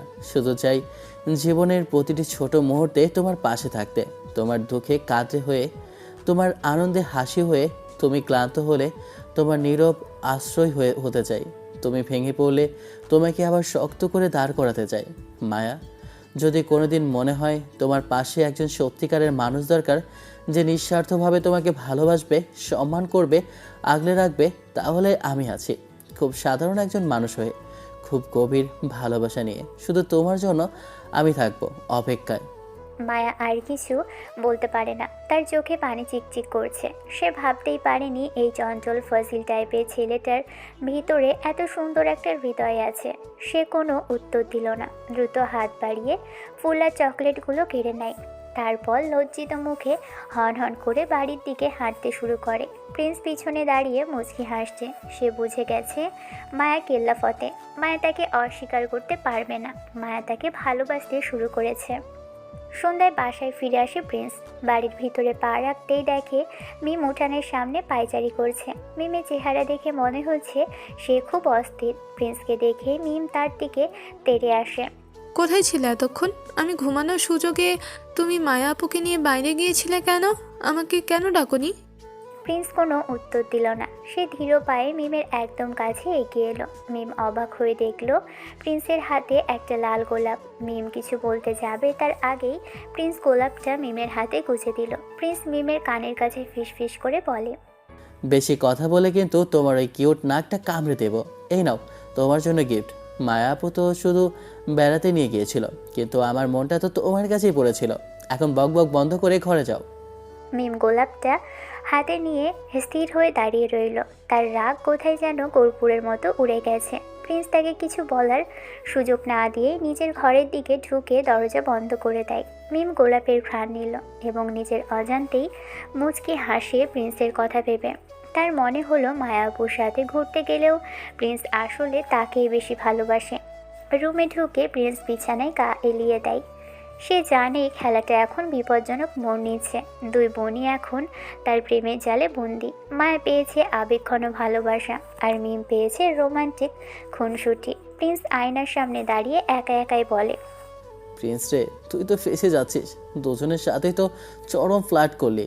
এখন যদি এই দুজন বাঘিনী জানতে পারে তুই ডাবল গেম খেলছিস, তবে তো তোর হরগর অস্ত থাকবে না রে। ঠিক তখনই তার ফোনে একটা মেসেজ এলো মায়ের কাছ থেকে। সেখানে লেখা, প্রিন্স, আমি সারা রাত তোমার কথাগুলো নিয়ে ভাববো। কাল সকালে ছাদে এসো, তোমার সাথে কথা আছে। আর তারপরই আরেকটা নাম্বার থেকে মেসেজ আসে, মিমের মেসেজ, প্রিন্স, তুমি কি থাকবে আমার পাশে আজীবন এমন কেয়ারিং হয়ে? প্রিন্স কপালে হাত দিয়ে বসে পড়ল। তার মানে কাজ হয়ে গেছে, এবার তার বাঁশ খেতে হবে। প্রিন্সের বড় ভাই ফরাজ আজ তার শ্বশুরবাড়িতে আসছে। যারা ভাবি সকাল থেকে রান্নাঘরে ব্যস্ত, তার মাও তাকে সাহায্য করছে। সারা বাড়ি ব্যস্ত থাকলেও প্রিন্সের ঘরের ভিতরে চলছে এক অস্থির মানসিক চিন্তা। প্রিন্স বিছানায় উপুর হয়ে শুয়ে সিলিং ফ্যানের দিকে তাকিয়ে আছে। তার মস্তিষ্কে এখন কেবল মায়া আর মিমের মুখ ভাসছে। প্রিন্স নিজের মনে বিড়বিড় করে বলছে, শালা প্রিন্স, তুই তো নিজেকে খুব বড় খেলোয়াড় ভাবতিস। ভেবেছিলি দুই সুন্দরী বোনকে নিয়ে একটু ফ্লার্ট করবি, সময় কাটাবি, কিন্তু এরা তো দেখি একদম সিরিয়াস। দুজনেই তো আমাকে ভালোবেসে ফেলেছে। এখন আমি কি করি? কাকে বেশি ভালোবাসি আমি? মায়াকে, যে এতটা গভীরভাবে কথা বলে, নাকি মিমকে, যার চঞ্চলতা আমাকে আনন্দ দেয়? আর কে সত্যি আমাকে ভালোবাসে, মায়া নাকি মিম? কি জানি বাবা, সুন্দরী মেয়েগুলো মনে হয় আসলে একটু বেশি আবেগপ্রবণ আর মাথা মোটা হয়। খারাপ ছেলেকেই ভালোবাসে। একটা ঝামেলা তো পাকিয়ে ফেললাম। প্রিন্স ঘর থেকে বেরিয়ে একটু ফ্রেশ হওয়ার জন্য পিছনের বারান্দার দিকে পা বাড়ায়। ঠিক তখনই মিম কোথা থেকে উদয় হলো। মিম কোনো কথা না বলে প্রিন্সের হাতটা শক্ত করে ধরে। তার চোখ মুখ দেখে মনে হচ্ছে সে অনেকক্ষণ ধরে কিছু একটা বলার জন্য ছটফট করছে। প্রিন্স, কথা আছে, এদিকে আসো আমার সাথে। মিম টানতে টানতে প্রিন্সকে বাড়ির পিছনের আমবাগানের দিকে নিয়ে আসে। মিম প্রিন্সের হাতটা নিজের দু হাতের মুঠোয় নিল। তার চোখের কোণে এক ফোঁটা পানি চিকচিক করছে।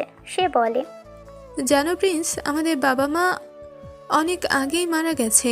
যারা আপুর বাবা মায়ের মিম আপুর ভালোবাসা ছাড়া কখনো ভাবিনি যে অন্য কারোর কাছ থেকে আমি কখনো কোনো ভালোবাসা পাবো। আমি সবসময় নিজেকে একটু আড়াল করে রাখতাম, কিন্তু একটা মানুষ যে এভাবে অল্প দিনের পরিচয়ে আমার মনের এতটা গভীরে ঢুকে যাবে আমি সেটা স্বপ্নেও ভাবিনি। মিম আপু, আপনি কি কাছেন? শান্ত হন। না প্রিন্স, আজ আর আপু ডাকবে না। আমি অত কিছু জানি না। আমার কাছে এখন সিনিয়র জুনিয়র বা বয়সের পার্থক্য বলে কিছুই নেই। আমি শুধু জানি যে তোমাকে ভালোবাসি। কে কে বললো, সমাজ কি ভাবলো, তাতে আমার কিছু যায় আসে না। তুমি শুধু আমার হয়ে থেকো। আমি তোমার সব কিছু হতে চাই। তোমার শাসন, তোমার কেয়ার সবই আমার খুব আপন মনে হয়। প্রিন্স, একবার কি আমাকে জড়িয়ে ধরবে? আমার খুব কান্না পাচ্ছে, খুব একা লাগছে নিজেকে। প্রিন্স পুরো পাথর হয়ে দাঁড়িয়ে থাকে। সে কি বলবে বা কী করবে তার ভাষা হারিয়ে ফেলেছে। সে তো কেবল ফাট করতে চেয়েছিল, কিন্তু মিমের এই আত্মসমর্পণ তাকে অপরাধী বোধ করাচ্ছে। মিম আর অপেক্ষা করল না। সে নিজেই এগিয়ে এসে প্রিন্সের বুকে নিজের মাথাটা রাখল। প্রিন্সের হৃৎপিণ্ড তখন কামারের হাতুড়ির মতো শব্দ করছে। মিমের চুলের ঘ্রাণ আর তার কান্নার শব্দে প্রিন্সের হাত দুটো স্বয়ংক্রিয়ভাবে মিমের পিঠের দিকে এগিয়ে গেল। ঠিক যখনই প্রিন্স তার হাত উঁচিয়ে মিমকে শান্ত করার জন্য জড়িয়ে ধরতে যাবে, ঠিক সেই মুহূর্তেই এক অভাবনীয় কাণ্ড ঘটে গেল। পিছন থেকে দৌড়ে এসে অন্য একজোড়া হাত প্রিন্সের কোমর জড়িয়ে ধরে। প্রিন্স চমকে পিছনে তাকাতে পারল না, কারণ সেই জড়িয়ে ধরা মানুষটি তার পিঠে নিজের মুখ গুজে রেখেছে। সেটা আর কেউ নয়, মায়া। মায়া তাকে জড়িয়ে ধরে বলতে শুরু করলো, প্রিন্স, এখানে কেন দাঁড়িয়ে আছো একা? জানো কত খুঁজলাম তোমাকে সারা বাড়ি। কালকে তুমি ফুল আর চকলেটের সাথে আমাকে প্রপোজ করলে না, সেটা নিয়ে আমি সারা রাত ভেবেছি। অনেক ভেবে দেখলাম তুমি হয়তো একটু ফাজিল, একটু চঞ্চল, কিন্তু তুমি অনেক বেশি কেয়ারিং। তোমাকে ভালোবেসে ফেলা খুবই সহজ। আমি তোমাকে ভালোবাসি প্রিন্স। আজ সবার সামনে এটা বলতে আমার কোনো দ্বিধা নেই। প্রিন্সের সারা শরীর ঘামতে শুরু করেছে। মাঝখানে সে দাঁড়িয়ে আছে এক স্যান্ডউইচের মতো।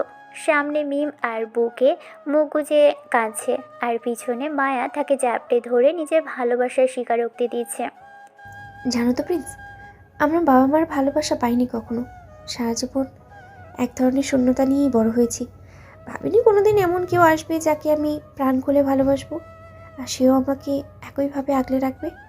তুমি আমাকে কখনো বাবা মার অভাব বুঝতে দিবে না তো?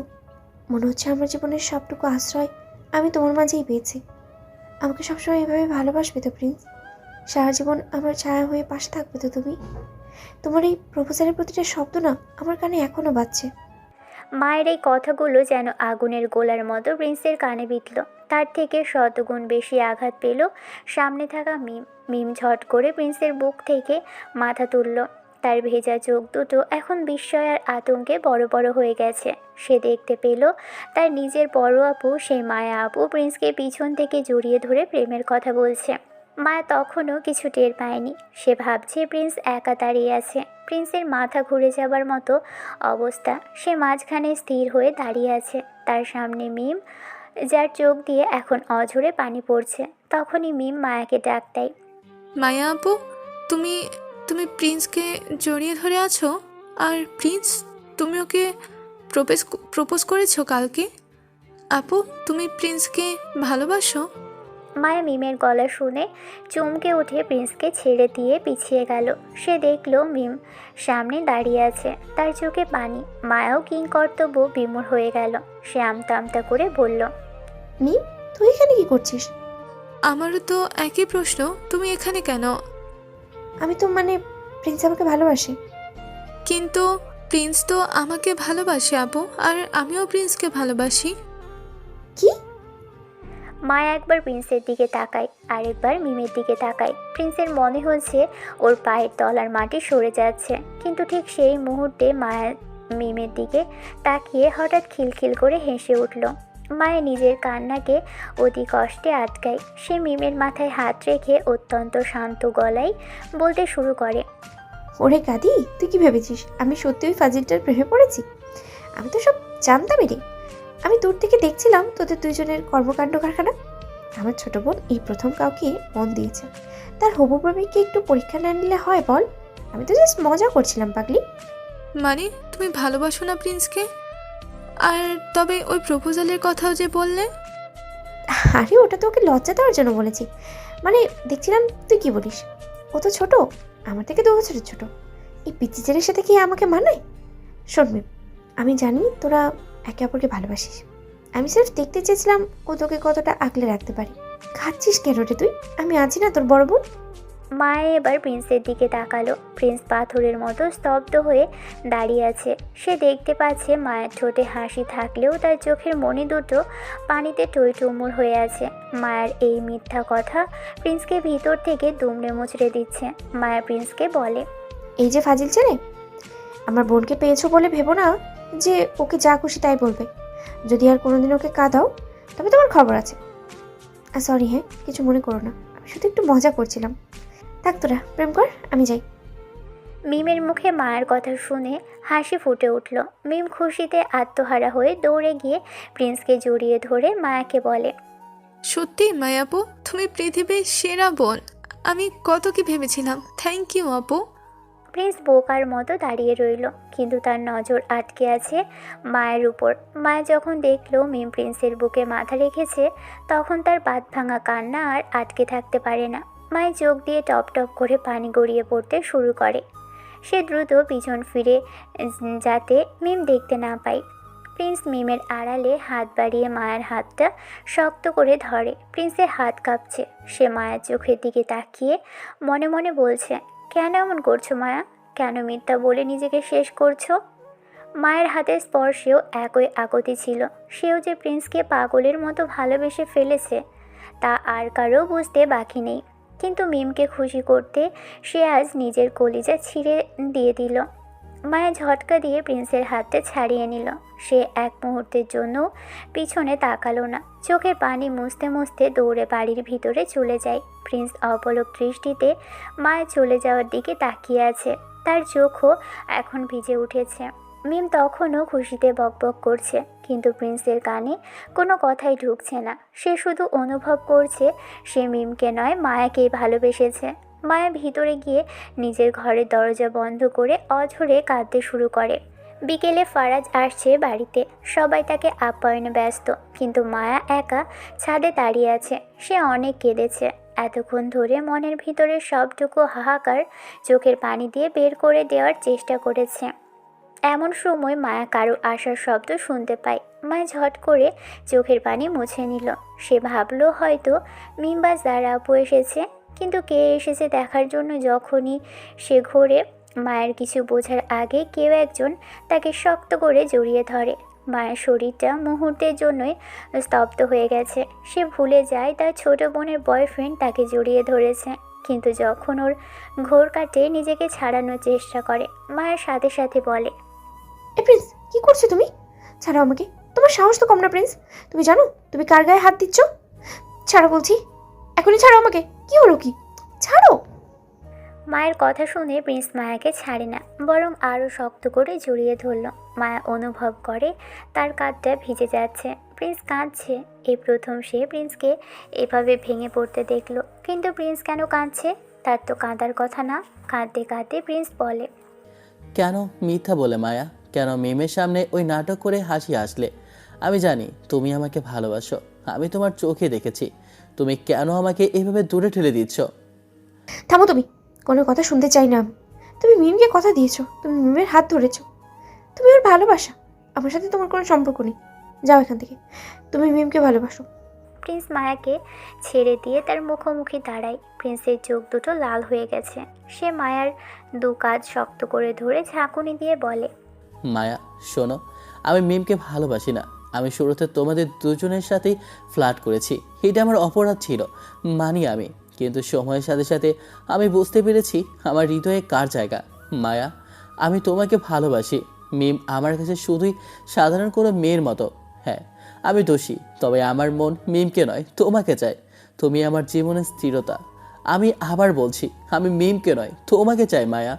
আমি সারা জীবন তোমার ওই গম্ভীর চোখের আড়ালে লুকিয়ে থাকা ভালোবাসার পাহারাদার হতে চাই। মায়া আর সহ্য করতে পারে না। তার ভিতরে জমানো সব রাগ, ঘৃণা আর অপমান যেন একটা আগ্নেয়গিরির মতো ফেটে পড়ে। সে সর্বশক্তি দিয়ে প্রিন্সের গালে কষিয়ে একটা চড় মারল। চড়ের শব্দে ছাদের নিস্তব্ধতা খা খা করে উঠল। ফাজলামো করো তুমি আমার সাথে? আমাদের ইমোশন নিয়ে খেলার অধিকার কে দিয়েছে তোমাকে? তুমি কি ভেবেছো আমরা এই এতিম দুই বোন তোমার হাতের পুতুল, যখন যাকে ইচ্ছে চকলেট আর ফুল দিয়ে পটানোর চেষ্টা করবে? লজ্জাবোধ কি একদমই নেই তোমার? মায়া, আমি শুধু... চুপ একদম। তুমি জানো আমাদের মা বাবা নেই বলে আমরা কতটা একা? যারা আপু আর খালু আমাদের আগলে রেখেছে বলে আজ আমরা মাথা উঁচু করে বেঁচে আছি, আর তুমি এসে আমাদের দুই বোনের মাঝে ঝগড়া লাগিয়ে দিচ্ছ। তুমি আমাদের মা বাবা মরা আবেগ নিয়ে চিনিমিনি খেলছো। নিম তোমাকে অন্ধের মতো বিশ্বাস করেছে, ও ভাবছে তুমি ওর হিরো, আর তুমি এখানে এসে আমার কাছে প্রেমের নাটক করছো। তুমি একটা আস্ত অসভ্য, একটা বেয়াদব ছেলে। ছি, তোমার মতো নিজ মনের মানুষের জন্য আমার করুণা হয়। আমাদের কষ্টের জীবনটাকে নিয়ে মজা করতে তোমার খুব ভালো লাগছে, তাই না? দূরে যাও সামনে থেকে এখনই। প্রিন্সের গালটা লাল হয়ে ফুলে উঠেছে, কিন্তু তার চোখের পানি তখনও থামেনি। সে অপরাধীর মতো মাথা নিচু করে দাঁড়িয়ে আছে। মায়া তাকে যত গালি দিচ্ছে, যত বকাবকা করছে, প্রিন্স ততই ভিতরে ভিতরে ভেঙে পড়ছে। প্রিন্স যাচ্ছে না দেখে মায়া আবার বলে, আমাদের কোনো অভিভাবক নেই বলে তুমি ভেবেছো আমাদের নিয়ে যা খুশি তাই করা যায় না? মিম যদি এই কথা জানতো না, ও মরে যেত। প্রিন্স, ও মরে যেত। ও তোমাকে কতটা ভালোবাসে তুমি জানো? আর তুমি সেই ভালোবাসার বুকে চুলকানি মাখাতে এসছো। আজই তুমি এই বাড়ি ছেড়ে চলে যাও। আমি আর তোমার মুখ দেখতে চাই না। দুই বোনকে তোমার প্রেমের জালে ফাঁসিয়ে অনেক মজা নিলে না? যাও এখন, খুশি হয়েছে তো? মায়া হাঁপাতে হাঁপাতে দেয়াল ধরে বসে পড়ে। তার এতক্ষণে জমানো সব রাগ যেন শেষ হয়ে এখন শূন্যতায় রূপ নিয়েছে। সে ফুপিয়ে ফুপিয়ে কাঁদতে শুরু করে। প্রিন্স ধীর পায়ে মায়ার সামনে হাঁটু গেড়ে বসে। সে মায়ার হাত ধরার সাহস পায় না, শুধু তার দিকে তাকিয়ে থাকে। তারপর বলে, তুমি আমাকে যত ইচ্ছা গালি দাও মায়া, আমি জানি আমি অপরাধী। আমি তোমাদের দুই বোনের বিশ্বাস ভেঙেছি, আমার শাস্তি হওয়া উচিত। কিন্তু একটা কথা মিথ্যে নয়, আমি তোমাকে ভালোবাসি। আমি মিমের কাছে গিয়ে সব স্বীকার করব। আমি বলবো আমি কতটা খারাপ ছিলাম, কিন্তু তবুও আমি তোমাকেই ভালোবাসি মায়া। এই ভালোবাসাটা কোনো নাটক নয়, এটা আমার জীবনের সবচেয়ে বড় সত্যি। মায়া তার চোখের পানি মুছে আবারও ঘুরে দাঁড়ায়। তারপর বলে, তুমি যদি আজ থেকে আর কোনো দিন আমার সামনে প্রেমের কথা বলো, তবে আমি নিজের জীবন দিয়ে দেবো। মনে রেখো প্রিন্স, তুমি মিমের আর আমি মিমের বড় বোন। এটাই আমাদের শেষ কথা। এর বাইরে আমাদের আর কোনো পরিচয় নেই। আর মিমকে যদি তুমি কষ্ট দিয়েছো বা তার সামনে আমাকে অপরাধী করেছো, তোমার কপালে খুব দুঃখ আছে। মায়া আর এক মুহূর্ত সেখানে দাঁড়ায় না। সে হন্তদন্ত হয়ে ছাদ থেকে নেমে গেল। প্রিন্স একা ছাদে দাঁড়িয়ে থাকে। তার মনে হচ্ছে আকাশটা যেন তার মাথার উপর ভেঙে পড়ছে। ভালোবাসাটা যখন বিষ হয়ে যায়, তখন মানুষ না পারে গিলতে, না পারে উগড়ে দিতে। সে বুঝতে পারছে না এই জট সে কিভাবে খুলবে। মায়ের কাছ থেকে চড় খেয়ে এবং চরম অপমানিত হয়ে প্রিন্সের ভিতরটা তখন পুরো ছাই হয়ে যাচ্ছিল। কিন্তু সে জানে এই নোংরা খেলা শেষ তাকেই করতে হবে। সে অপরাধী, আর অপরাধীকে নিজের পাপের বোঝা বইতে হয়। প্রিন্স ছাদ থেকে নেমে মিমের ঘরের সামনে এসে দাঁড়ায়। ঘরের দরজাটা আধা খোলা। ভিতরে মিম আয়নার সামনে দাঁড়িয়ে প্রিন্সের কথাই ভাবছিল, আর প্রিন্সের জন্য সাজছিল আর মুচকি মুচকি হাসছে। এই সরল হাসিটা দেখে প্রিন্সের কলিজা যেন কেউ টেনে ছিঁড়ে ফেলছে। প্রিন্স ঘরে ঢুকতেই মিম আয়নায় তার প্রতিচ্ছবি দেখে দ্রুত ঘুরে দাঁড়ায়। তার চোখে মুখে রাজ্যের আনন্দ। সে দ্রুত এসে কোনো কিছু না ভেবেই প্রিন্সকে জড়িয়ে ধরে বলে, তুমি এখানে? আমি তো ভাবলাম ফারাজ ভাইয়ের সাথে নিচে ব্যস্ত আছো। জানো প্রিন্স, আজ মায়া আপু যখন বলল সে তোমাকে ভালোবাসে না, তখন আমার মনে হচ্ছিল আমি পৃথিবীর সবচেয়ে সুখী মানুষ। আমার খুব ভয় করছিল যদি আপু তোমাকে কেড়ে নেয়। আমি তোমাকে ছাড়া থাকতে পারবো না প্রিন্স। বাবা মা চলে যাওয়ার পর এই প্রথম আমি নিজের একজনকে খুঁজে পেয়েছি। তুমি আমাকে কোনোদিন ছেড়ে যাবে না তো? প্রিন্স মূর্তির মতো দাঁড়িয়ে থাকে। মিমের এই অবুঝ ভালোবাসা এখন তার কাছে আগুনের হলকার মতো লাগছে। সে ধীরে মিমের হাত দুটো নিজের শরীর থেকে সরিয়ে নেয়। তার এই আচরণ দেখে মিমের হাসিটা ধীরে ধীরে মিলিয়ে যায়। মিম বলে, কি হয়েছে প্রিন্স, তোমার চোখ এমন লাল কেন? আর গালে কিসের দাগ এটা? তুমি কাঁদছিলে? প্রিন্স মিমের একটা হাত শক্ত করে ধরে তাকে বিছানায় বসিয়ে দেয়। তারপর সে নিজেও মেঝেতে মিমের পায়ের কাছে বসে পড়ে। মিম অবাক হয়ে তাকিয়ে থাকে। প্রিন্স বলে, মিম, আমাকে ক্ষমা করার কথা বলতে আসিনি, কারণ আমি যা করেছি তার জন্য কোনো ক্ষমা হয় না। তুমি আমাকে মারো, জুতো দিয়ে পেটাও, কিংবা পুলিশে দাও, আমি কিচ্ছু বলবো না। আমি একটা জঘন্য অপরাধী। এসব কি বলছো তুমি? কি অপরাধ করেছো? কার সাথে মারামারি করেছো আবার? আমি তোমাদের দুই বোনের আবেগ নিয়ে খেলেছি মিম। আমি শহরে থাকতে অনেক মেয়ের সাথেই ফ্লার্ট করেছি, এটাই আমার স্বভাব ছিল। এখানে এসেও আমি ভেবেছিলাম মায়াপু আর তোমাকে পটিয়ে একটু সময় কাটাবো। আমি ইচ্ছে করেই তোমাদের দুজনের সাথে আলাদাভাবে কথা বলেছি, আলাদা নাম্বার ব্যবহার করেছি। আমি ভাবিনি তোমরা এইভাবে সিরিয়াস হয়ে যাবে। আমি ভেবেছিলাম সবটা একটা মজার খেলার মতো চলবে, তোমরা পড়বে না, কিন্তু তোমরা পটে গেলে। মিমের হাত কাঁপতে শুরু করেছে। সে অবিশ্বাস্য দৃষ্টিতে মিমের দিকে তাকিয়ে থাকে। তারপর বলে, খেলা? আর তার মানে তুমি আমাকে যে গোলাপ দিলে, কাল রাতে যে কথাগুলো বললে, আমাকে পটানোর সব কিছু করলে, তোমার প্রতি ভাবনা তৈরি হয় এমন কিছু করলে, সে সব মিথ্যে ছিল? সব অভিনয়? না মিম, সবটা মিথ্যে ছিল না। পটাতে তো চেয়েছিলাম, একজন না পড়লে আরেকজনকে পড়বে। কিন্তু একটা চরম সত্যি এখন তোমাকে বলতেই হবে মিম, বিশ্বাস করো, আমি তোমাকে ভালোবাসি না। আমি জানি না কেন, কিভাবে, কিন্তু আমার এই হৃদয়ে যদি কারোর জন্য সত্যি কোনো জায়গা তৈরি হয়ে থাকে, তবে সেটা তোমার বড় বোন মায়ার জন্য। আমি মায়াকে ভালোবাসি। সে রাগী, জেদি, গম্ভীর, তবু আমার তাকেই কেন যেন মনে চায়। আমি তোমাকে ব্যবহার করেছি মাত্র। মিম মুহূর্তের জন্য স্তব্ধ হয়ে যায়। তার কানে যেন তপ্ত সীসা ঢেলে দেওয়া হয়েছে। সে সজোরে নিজের হাতটা প্রিন্সের কাছ থেকে ছাড়িয়ে নেয়। শয়তান, জানোয়ার একটা! তোর লজ্জা করে না আমার সামনে দাঁড়িয়ে আমারই বোনের কথা বলতে? তুই কি জানিস আমি তোকে কতটা বিশ্বাস করেছিলাম? আমি ভেবেছিলাম তুই আমার জীবনের আলো, আর তুই আমার ইমোশন নিয়ে ব্যবসা করছিস। তুই আমার বোনের সাথে প্রেম, আমার সাথে প্রেম, দুজনকে নিয়ে খেলা করেছিস। আমি জানি আমি খুবই খারাপ, কিন্তু মিম, একটা অনুরোধ। মায়াপু এসব জানে না, মানে সে জানে না যে আমি তোমাকে এসব বলেছি। সে জানে না আমি তাকে ভালোবাসি। তবে আমি তাকে জানিয়েছি আমি মিমকে ভালোবাসি না। সে এটা শুনে আমাকে চর মেরে তাড়িয়ে দিয়েছে। প্লিজ তুমি তাকে কিছু বলো না। আমি এই বাড়ি ছেড়ে এখনই চলে যাচ্ছি। তোমাদের জীবনে আর কোনোদিনও আমার ছায়া পড়বে না। আমি যাওয়ার আগে সব ধোঁয়াশা দূর করে যেতে চেয়েছিলাম, যাতে তুমি মিথ্যা আশায় বেঁচে না থাকো। মিম এবার খিলখিল করে হেসে ওঠে। তবে এই হাসিতে আনন্দ নেই, আছে বুক ফাটা হাহাকার। সে বিছানা থেকে উঠে দাঁড়ায় এবং প্রিন্সের কলার চেপে ধরে বলে, লজ্জা করে না তোর এসব করতে? ছি! যারা তোকে দেবর হিসেবে নয়, ভাই হিসেবে সম্মান করত, আর তুই সেই বাড়িতে এসে দুই বোনের সতীত্ব নিয়ে আর আবেগ নিয়ে গেম খেলনি। আর তোর কি মনে হয় মায়কে তুই পাবি? মায়া আপু তোকে কোনোদিনও মেনে নেবে না। তুই তো একটা নর্দমার কীট। তুই আমার ভালোবাসার দাফন করেছিস প্লিজ। আমি তোকে ঘৃণা করি। তোর ওই মুখ দেখলে আমার বমি আসবে।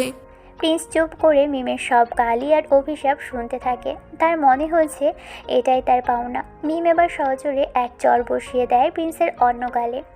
দূর হয়ে যা আমার চোখের সামনে থেকে, কখনো যেন তোকে আর না দেখি। যদি কোনোদিনও এই তল্লাটে তোকে দেখি, তবে আমি নিজের গলায় ফাঁস দেব, আর তার জন্য তুই দায়ী থাকবি। যা এখান থেকে, কুলাঙ্গার একটা। প্রিন্স আর একটা শব্দও করল না। সে মাথা নিচু করে ঘর থেকে বেরিয়ে গেল। তার পিছনে মিম বিছানায় লুটিয়ে পড়ে হাউমাউ করে কাঁদতে শুরু করেছে। মিমের এই কান্নার শব্দ প্রিন্সের কানে তীরের মতো বিঁধছিল। সে নিজের ব্যাগটা নিয়ে কারোর সাথেই কোনো কথা না বলে রাতে বাড়ির পিছনের দরজা দিয়ে বেরিয়ে পড়ে। রাস্তায় হাঁটতে হাঁটতে প্রিন্স অনুভব করলো সে হয়তো মায়াকে ভালোবেসেছে, কিন্তু সে ভালোবাসা পাওয়ার যোগ্যতা সে হারিয়েছে। আজ মায়া আর মিম দুজনেই তাকে ঘৃণা করে। সে জয়ী হতে চেয়েছিল, কিন্তু সে আজ জীবনের সবচেয়ে বড় পরাজিত সৈনিক। 2 দিন পার হয়ে গেছে। মায়া গত 2 দিন ধরে নিজেকে প্রায় ঘরবন্দি করে রেখেছে। প্রিন্স চলে যাওয়ার পর থেকেই তার মনটা এক অদ্ভুত শূন্যতায় ডুবে গেছে। ঠিক তখনই মিম ঘরে ঢুকে মায়াকে জাপটে ধরে কাঁদতে শুরু করে। মায়া প্রথমে চমকে যায়। আপু, প্রিন্স চলে গেছে। আমাকে কিছু না বলে সে বাড়ি ছেড়ে চলে গেছে 2 দিন হলো। কেন এমন করলো? ওর কোনো খোঁজ পাওয়া যাচ্ছে না, ফোনটাও বন্ধ।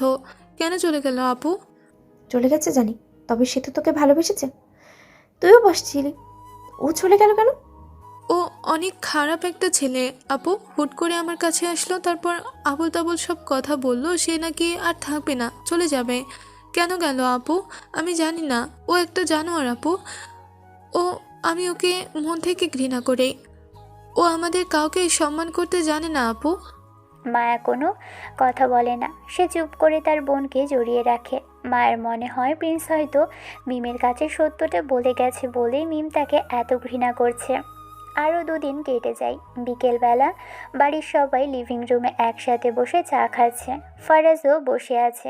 জামশেদ সাহেব ফরাজের দিকে তাকিয়ে আছে। ফরাজ বলে, বাবা, আপনার সাথে একটা জরুরি বিষয়ে কথা ছিল, মানে একটা বিয়ের প্রস্তাব আছে। হ্যাঁ জামাই বলো। বাবা, মিম ভার্সিটিতে চায়। সেখানে ওদের একজন টিচার ওকে খুব পছন্দ করেছে। যদিও সে ওদের ডিপার্টমেন্টের বাইরের, তবুও মিমকে সে অনেক আগে থেকেই খেয়াল করে। ছেলেটার নাম আদিব। সে আমার খুব ভালো বন্ধু এবং অসাধারণ একজন মানুষ। সে মিমকে বিয়ে করতে চায়। মিমের জন্য এটা অনেক ভালো একটা প্রস্তাব হবে বাবা। ছেলেটা সুশিক্ষিত। বাহ, আতিককে তো আমি চিনি। ওর বাবার সাথে আমার ব্যবসায়িক খাতির আছে। খুব ভালো পরিবার। মিম্মা, আমার তুই কি বলছিস? দেখ মা, তোদের মা বাবা নেই, আমি তোদের বড় করেছি অনেক কষ্ট করে। আমি কখনো তোদের অমঙ্গল চাইবো না। তুই কি রাজি আছিস? আমরা কি কথা আগাবো? পুরো ঘর নিস্তব্ধ হয়ে যায়। মিম আর চোখে মায়ের দিকে তাকায়। মায়া মিমের কানের কাছে মুখ নিয়ে ফিসফিস করে বলতে শুরু করে, মিম, আমি জানি তুই প্রিন্সকে ভালোবাসছিলি, কিন্তু প্রিন্স তোকে ঠকিয়েছে, আমাদের দুজনকে নিয়ে খেলেছে। যে ছেলে বিশ্বাসে মর্যাদা দিতে পারে না, তার পিছনে পড়ে থেকে লাভ নেই। আতিক তোকে পছন্দ করে, তোকে সম্মান দেবে, যে তোকে আগলে রাখবে তার কাছেই যা। সেখানে তুই ভালোবাসা আর শান্তি দুটোই পাবি। বাকিটা তোর সিদ্ধান্ত। তুই চাইলে আমরা প্রিন্সকে খুঁজে বের করতে পারি, কিন্তু তাতে কি আদৌ কোনো সুখ মিলবে? প্রিন্সের কথা বলো না তো আপু। ও একটা জানোয়ার। ও আমাদের আবেগ নিয়ে গেমস খেলেছে। আমি ওকে কখনোই চাই না। আমি রাজি। হ্যাঁ খালু, আমি এই বিয়েতে রাজি। আপনি কথা আগাতে পারেন। মিমের এই সরাসরি উত্তর শুনে সবাই খুশি হয়ে যায়। জারা আর মায়া মিমকে জড়িয়ে ধরে। ফারাজ, তোমার ভাই প্রিন্স কোথায় গেল? সে তো আমাদের না বলেই হুট করে চলে গেল। ওকে বিয়ের সময় থাকতে হবে তো। আসলে বাবা, ওর অফিসে একটা ইমার্জেন্সি ছিল, তাই রাতেই রওনা দিতে হয়েছে। ও খুব শীঘ্রই আবার আসবে। আচ্ছা ঠিক আছে। ফারাজ, তুমি আতিকদের আসতে বলো। শুভ কাজে দেরি করে লাভ নেই। সামনের সপ্তাহে আমরা অনুষ্ঠান করব। সবাই যে যার মতো চলে যায়। মিমের মুখে এমন কৃত্রিম নয়, বরং এক ধরনের জেদের হাসি ফুটেছে। সে যেন প্রিন্সকে দেখিয়ে দিতে চায় সে তাকে ছাড়াও ভালো থাকতে পারে। কিন্তু মায়া আগে চেয়েও অনেক বেশি চুপচাপ হয়ে গেছে। সে সবার সামনে হাসলেও একা হলেই তার মনে পড়ে যায় সেই কাশফুল আর কিটক্যাটের কথা। প্রিন্স তাকে প্রপোজ করার সময় যেভাবে হাঁটু গেড়ে বসেছিল, সেই ছবিটা সে মাথা থেকে সরাতে পারছে না। প্রিন্সের চোখে তার প্রতি ভালোবাসা দেখে মায়া নিজেকে বোঝায় সে প্রিন্সকে ঘৃণা করে, কিন্তু মন কেন যেন বারংবার সায় দেয় না। সময় দ্রুত পেরিয়ে যায়। 10 দিন কেটে গেছে। এরই ভিতরে আতিকের পরিবার মিমকে দেখতে এসেছে। তাদের খুব পছন্দ হয়েছে। মিমকে আংটি পরিয়ে দেওয়া হয়েছে। বিয়ের তারিখও ঠিক হয়েছে মাত্র 3 দিন পর। মিম এখন সারাদিন আতিকের সাথে ফোনে কথা বলে। আতিক তাকে অনেক কেয়ার করে, দামি দামি গিফট পাঠায়। মিম এমন আচরণ করছে যেন সে প্রিন্স নামের কাউকে কোনোদিন চিনতই না। মায়া বিছানায় শুয়ে জানালার বাহিরের অন্ধকারের দিকে তাকিয়ে থাকে। সে ভাবে প্রিন্স এখন কোথায়। মিমের বিয়ে হয়ে যায়। সে আতিকের বাড়ি চলে গেল। মিম বিদায় নিয়ে শ্বশুর বাড়ি চলে গেছে। ফারাজ সোফায় বসে আছে। ঠিক তখনই তার ফোনের স্ক্রিনে একটা অচেনা নাম্বার থেকে কল আসে। ফারাজ রিসিভ করে বলে, হ্যালো, কে বলছেন? আমি সিটি হাসপাতাল থেকে ডাক্তার রাজু বলছি। আপনি কি প্রিন্সের বড় ভাই ফারাজ বলছেন? জি, আমি ফারাজ। কেন? দেখুন মিস্টার ফারাজ, আপনার ভাই প্রিন্সের কন্ডিশন খুবই আশঙ্কাজনক। তাকে রাস্তার পাশে অজ্ঞান অবস্থায় পাওয়া গেছে। তাকে সম্ভবত অনেক লোক মিলে বেধড়ক মারধর করেছে। শরীরের অনেক জায়গায় জখম আর মাথায় গভীর চোট আছে। প্রচুর রক্তক্ষরণ হয়েছে। আমরা তাকে এমার্জেন্সিতে রেখেছি। তার মানিব্যাগের ভেতর একটা কার্ডে কয়েকটা নাম্বার লেখা ছিল, যার উপর ভাই লেখা দেখে আমি আপনাকে কল দিয়েছি। জলদি হাসপাতালে আসুন। ফারাজ চমকে গেল। তার চেহারার উজ্জ্বল রং মুহূর্তেই ফ্যাকাশে হয়ে যায়। যারা ফারাজকে ওভাবে দাঁড়িয়ে থাকতে দেখে ছুটে আসে। পাশে ফারাজের ভাবির মা বাবাও এগিয়ে আসে। কি হয়েছে ফারাজ? হঠাৎ এমন চিন্তিত দেখাচ্ছে কেন তোমাকে? কার ফোন ছিল? যারা প্রিন্স হাসপাতালে ডাক্তার ফোন করেছিল। ওকে নাকি কারা অনেক মেরেছে। অনেক খারাপ নাকি অবস্থা, প্রচুর ব্লিডিং হচ্ছে। কি? আমার ছেলে প্রিন্স হাসপাতালে? ওরে আমার সোনাটা কোথায় গেল? চল ফারাজ, এখনই চল। ওরে আল্লাহ, এটা কিভাবে হলো? মায়া এতক্ষণ একপাশে চুপ করে দাঁড়িয়ে সব শুনছিল। প্রিন্স হাসপাতালে, এই কথাটা শোনার পর তার মাথার ভিতরটা যেন ফাঁকা হয়ে গেল। এতদিন যে রাগ আর অভিমান সে পুষে রেখেছিল তা এক নিমেষে কর্পূরের মতো উড়ে গেল। তার বুক ফেটে কান্না আসছে, কিন্তু সে নিজেকে সামলানোর চেষ্টা করে। ফারাজ ভাই, আমিও যাব। তুমিও যাবে? আচ্ছা ঠিক আছে, যারা তুমিও চলো। বাবা, তুমি মাকে নিয়ে আসো। সবাই হাসপাতালের দিকে রওনা দেয়। হাসপাতালে পৌঁছে ইমার্জেন্সির সামনে ডক্টরকে দেখে ফারাজ এগিয়ে আসে। প্রিন্সকে তখন অপারেশন থিয়েটারে নেওয়া হয়েছে। তার সারা শরীর ব্যান্ডেজে ঢাকা। কাঁচের ওপাশ থেকে প্রিন্সের ওই দেহটা দেখে মায়ের মনে হলো তার নিজের প্রাণটাই বুঝি বেরিয়ে যাচ্ছে। আমরা ওর পরিবার ডাক্তার, আমাকে ফোন করা হয়েছিল। ও দেখুন, ওর প্রচুর রক্ত লাগবে। আমরা রক্ত কিছু দিয়েছি। ও নেগেটিভ রক্ত আমাদের স্টকে নেই। আপনারা কি কেউ ডোনেট করতে পারবেন? জলদি ব্যবস্থা না করলে রোগীকে বাঁচানো কঠিন হবে। ডাক্তার, আমার তো বি পজিটিভ। যারা তোমার? আমার এ পজিটিভ ফারাজ। এখন কি হবে? ডক্টর, আমার রক্ত ও নেগেটিভ, আমি রক্ত দেব। সবাই অবাক হয়ে মায়ের দিকে তাকিয়ে থাকে। মায়া যেন হিতাহিত জ্ঞান হারিয়ে ফেলেছে। সে নার্সদের সাথে গিয়ে বেডে শুয়ে পড়ে রক্ত দেওয়ার জন্য। রক্ত দেওয়া শেষ করে মায়া সুস্থ হওয়ার অপেক্ষা করলো না। সে উঠে গিয়ে আবার ডক্টরের কাছে যায়। ডক্টর সাহেব, ও এখন কেমন আছে? জ্ঞান ফিরেছে? ও চোখ খুলছে কি? প্লিজ আমাকে বলুন। মেয়েটি তো খুব অদ্ভুত। আপনি শান্ত হন। রক্ত দেওয়ার পর আপনার বিশ্রাম দরকার। আমরা চেষ্টা করছি। আর আপনি? মায়া? প্রিন্স বিড়বিড় করে বলছিল মায়া। মায়ের কাছে যেতে চাই। আপনি কে হন ওর? মায়া কোনো উত্তর দিতে পারে না। সে চলে আসে। মায়া হাসপাতালে ছোট প্রেয়ার রুমে গিয়ে জায়নামাজে বসে পড়ে। 2 রাকাত নফল নামাজ পড়ে দোয়া করে। মায়ের এই পাগলামি দেখে সবাই স্তম্ভিত। কয়েক ঘন্টা পর প্রিন্স ধীরে ধীরে চোখ মেলে তাকালো। দৃষ্টি পরিষ্কার হতেই সে দেখল তার পাশে ফারাজ ভাই।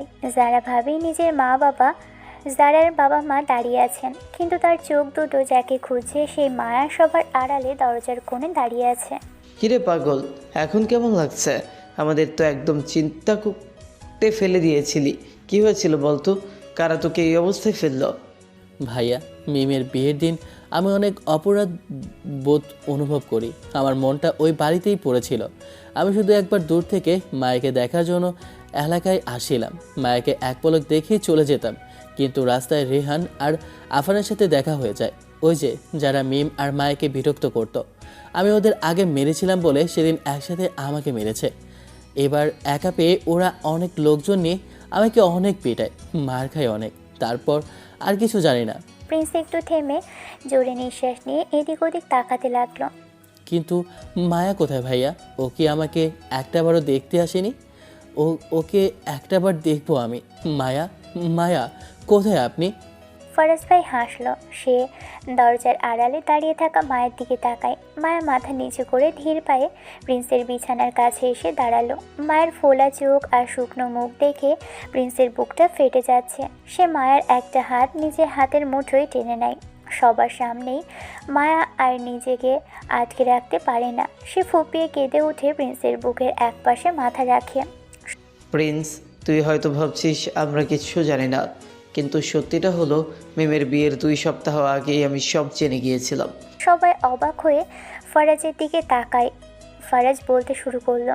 সেদিন বিকেলে বারান্দাতে ছিলাম, আমি নিজের কানে শুনেছিলাম মিমকে তুই বলছিস যে তুই মায়াকে ভালোবাসিস।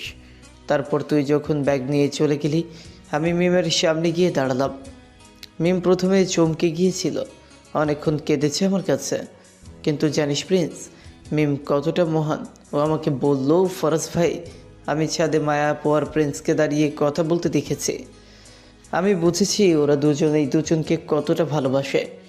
মায়া আপু নিজের ভালোবাসা বিসর্জন দিয়ে আমার জন্য প্রিন্সকে চর মেরেছে, বকা দিয়েছে। আমার জন্য আপু কষ্ট পাচ্ছিল ভাই। আমি কিভাবে ওদের এই পবিত্র ভালোবাসা নষ্ট করি বলেন? মায়া মাথা তুলে অবাক হয়ে ফারাজ ভাইয়ের কথা শুনতে লাগলো। মিমি আমাকে বলেছিল ওর জন্য জলদি কোনো পাত্র দেখতে। ও চেয়েছিল মায়া আর প্রিন্সের জীবন থেকে সরে যেতে, যাতে তোরা দুজন এক হতে পারিস। ও আতিককে চিনেছিল আগে থেকে, আতিক ওকে পছন্দ করতো। মিম স্বেচ্ছায় এই বিয়েতে রাজি হয়েছে শুধু তোদের সুখের জন্য।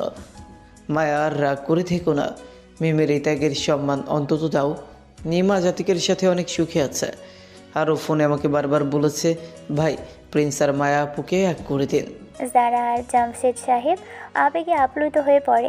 জামশেদ সাহেব এগিয়ে এসে মায়া আর প্রিন্সের মাথায় হাত রাখে।